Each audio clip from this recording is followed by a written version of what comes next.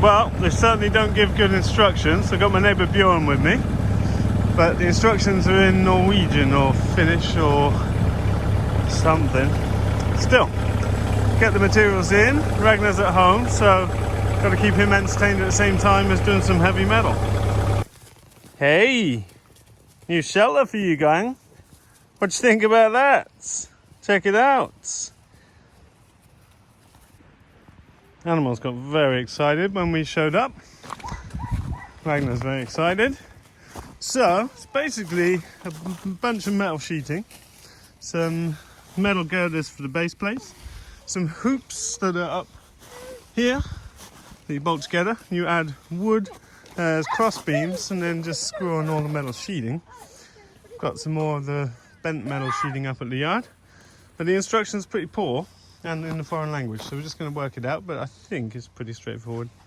Okay, just lining up the first structures. Now, obviously it's just a raw metal product, but the instructions are terrible. They just show pieces and then the whole thing put together, but it's all about details, which way round these go, and these are end pieces, quite different from the middle piece, quite different from the two in-between bits, but once you figure it out, it's straightforward. It's about 5 by 5 meters, I guess. Maybe 5 by 6 meters would make sense. Slightly longer this way. Maybe we'll get Ragnar on the film camera. So, frame squares itself up pretty well once you've got the corners in with these angles. And then we just lift the hoops on, bolt them in. The hoops are just joined in the middle, like so. Very nice. The inner bracing gives it a bit more rigidity. And by the time you've got the wood beams along here, I guess we can climb up them as we go, drill them out, bolt them in. That'll make it pretty rigid. Then just got to skin it. I'm going to pull the whole structure out a bit with the tractor to make one of these metal gates fit between the end fence post and the corner of this structure, so that they have a little yard in here that I'll be able to close off at the other side. But it's kind of convenient. You can get wheels for the corners of these, and it enables you to pull it around. So what I might do, I haven't got those right now, but I might get some, or just jerry rig my own. And then after, they'll obviously have bedding in here in the winter, but then I'll be able to jack it up and wheel it off and be able to process that bedding for compost. Rather nice. Lovely day for it.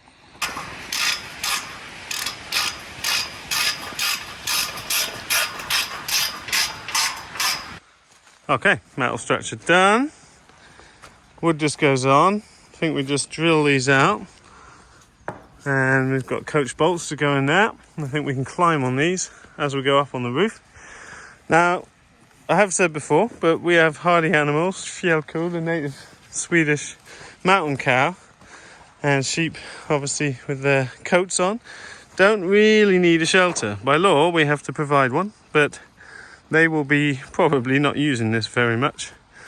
They will be very happy outside. But regulations are such, we have to do it. So rather than the old ramshackle wooden shed that was falling apart in the forest, I've pulled that down this year to put this in place. I think it's going to be perfect. Ragnar's got done with sorting out bolts. So now he's sorting out dinosaurs. Nice, Ragnar.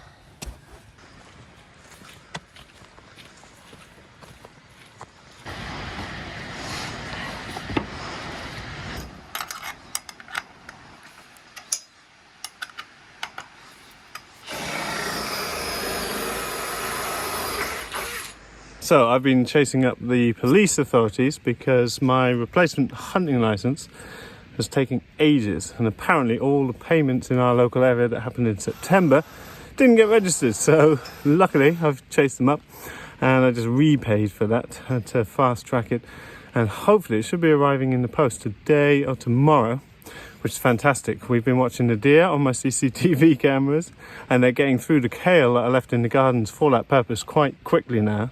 And Bjorn said he's seen some moose tracks there too. Now, we're not part of the moose hunt, but it can be that we apply for taking a young elk or moose but you probably only get permission for that every few years because of the way that they look after the numbers of animals. Still, it's worth doing. But as soon as we get that license, I want to take a deer, and I will of course bring you along on the hunt and how we process that deer afterwards for some venison in the freezer.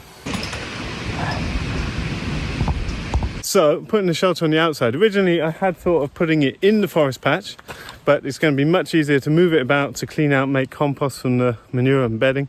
But the reason I need some kind of shelter connected to the forest patch for the winter is that the ground is pretty wet. Now you can see the frost is drying out or thawing out.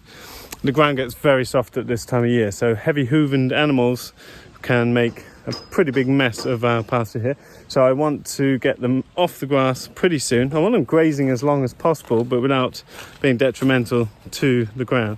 So good that we're getting this job done now before I go off to Luxembourg to make sure the animals are fine while I'm away. Bjorn's going to help look after them in that time, so that's great help. Okay, got most of the woodwork done. Just dragging this structure back so that one fence panel meets there.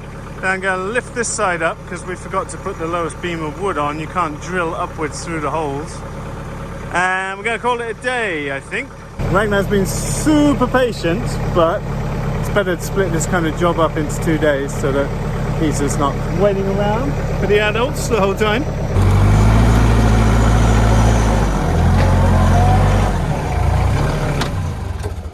Okay, jobs are good then. So I've left it so that there's a fence panel that will meet, and then I can easily have another fence panel here. It'll still give me good access to bring in haylage. I've got all my haylage up on the side here. I think they're going to rather like this. Just use a bit of wood to help slide it out because it's quite a heavy structure.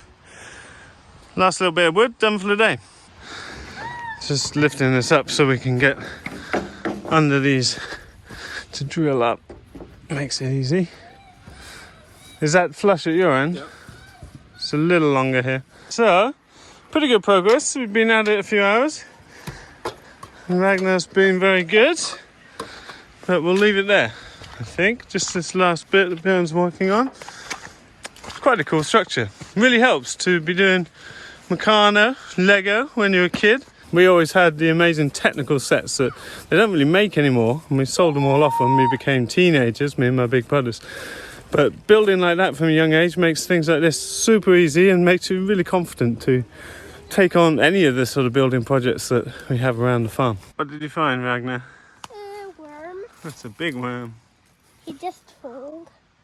As you know, tickets for my masterclass, the online Regenerative Agriculture masterclass, are on sale. There's a lot of free gifts in the free mini-series. If you visit the links below, you can sign up with your email and you'll get a copy of the book I put together from the Farm Like a Hero experience. And there's also a bunch of other giveaways coming in the next days. Join us for the broadest, most in-depth dive to regenerative agriculture you'll find online. Super proud of it and super excited to meet many more of you in there. Whoop, stop that.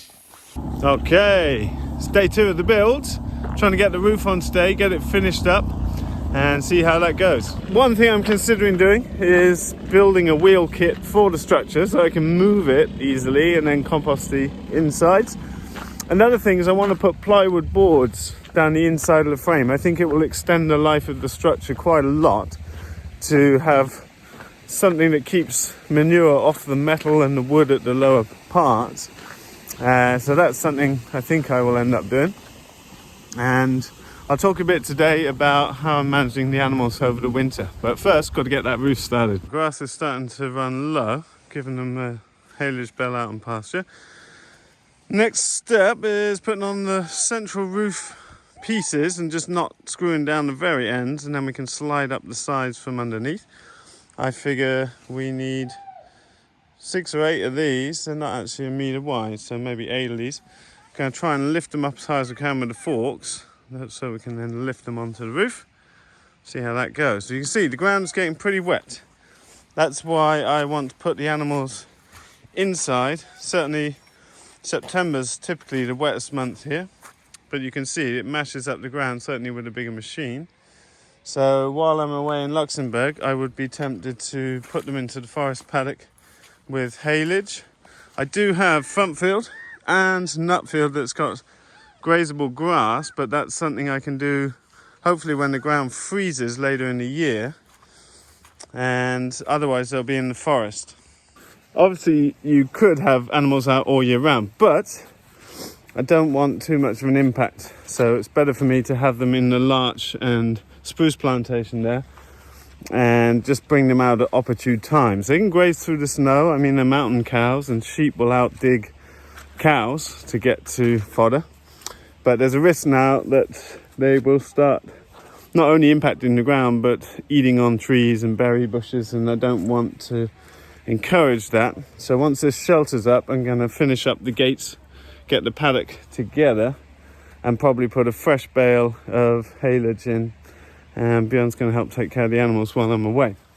Unfortunately, there's a bit of a poor job on the silage in that a lot of the bales got punctured, and I would say even up to half of them have got mold and fungi growing in them, and I can tell because they're soft. They're already, you can see little holes, but I reckon probably half these bales are actually trash. Not so happy about that, but that's the way it goes. On the flip side, I have way more than I need, so job's done now. There's nothing to do about it. What can you say? Okay, that's as high as we can get the roof sheets. So we're just sliding them along, trying to get it all lined up nice before we start screwing in. Okay, a little bit awkward. So leaning in, we can just about reach. So we're putting on the first sheets. We've lined it up square. With this kind of roofing, obviously, it's important to square it properly so that you don't go off on a tangent. At 1 degree, you end up 90,000 kilometers from the moon kind of thing. This is going to be nice. This structure will probably last 25, 30 years, no problem. You can see what I mean about putting plywood sheets down on the edges, because bedding will build up on the metal and on the wood here. That bit of vertical plywood will really extend the life of this, I think, and make it much easier to pull out the structure if I get it jacked up on wheels to give me access to the bedding. I need to get some manure forks for this tractor next year, and then we'll be sweet.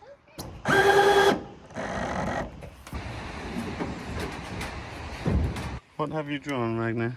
This is a shark that's scared of a spider crab with a massive crusher claw. Wow, is that a Japanese spider crab? Yeah.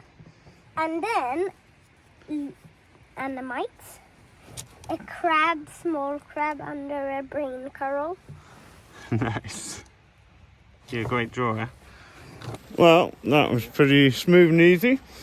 Now I'm just going to try lifting the end panel one at a time, and I can tuck it under the roof, get 2 bolts in to hold it in place, and Björn can work down on the lower 2 rungs of wood.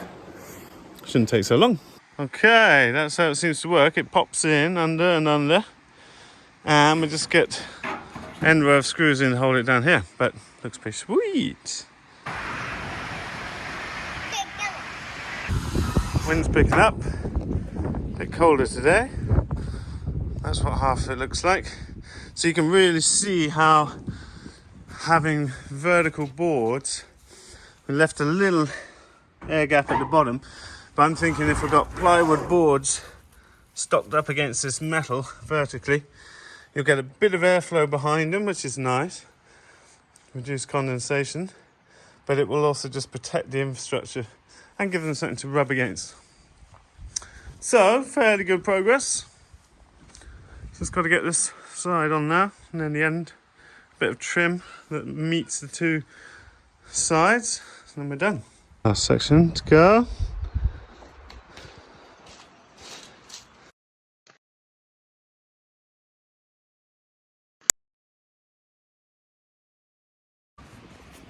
As always, Ragnar's got a bucket and a net.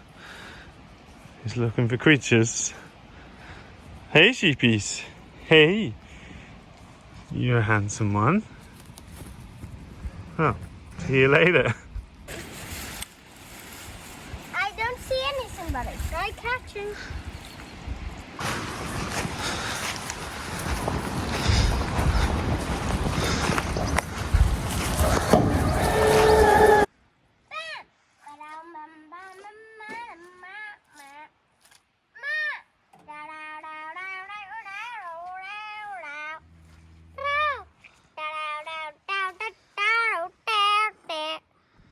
Okay, lovely jubbly.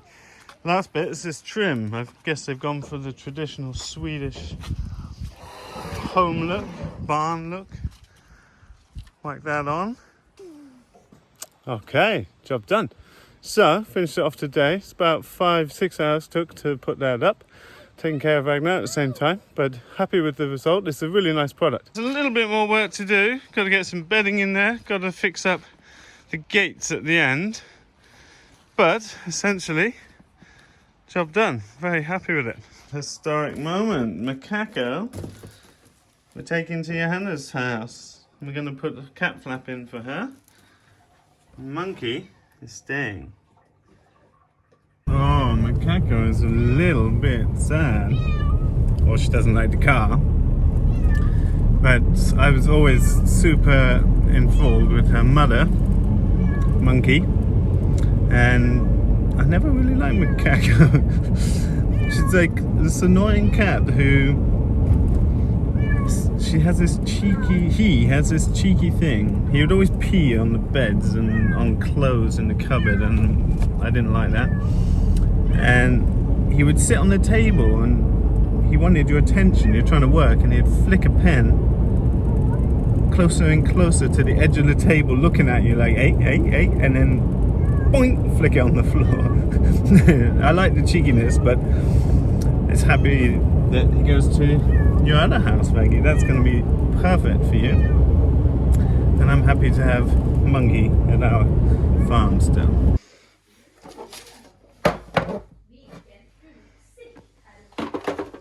Okay. One door flap in, another door flap to go in an old one. Okay, they've added this frame on. It's too thick. Bolts aren't long enough. Plastic's not wide enough. So I'm going to take these off again and precision cut to fit this in, hopefully. It's going to be a bodge job, but can't see any way around it. That's it for the video, folks. As you know, hopefully, the online training that I run, the Regenerative Agriculture Masterclass, is open for registration for a short time only. It's happening in January and February, but you can only get on if you get tickets now. We're also running a free mini-series at the moment with free giveaways. I'm giving away the 3rd book that I put together last winter of the Farm Like a Hero tour. And you can look and read about 70 of the best up-and-coming farmers in Europe. There's downloadable step-by-step plans to build our infamous roll-away nest boxes, as well as planning spreadsheets for enterprises and crop notes for our market gardens, etc. So make sure you check the links below. You can get those free gifts. There's no obligations. And hopefully I will meet many more of you in the Regenerative Agriculture Masterclass. And looking forward to that very much. See you in a video soon.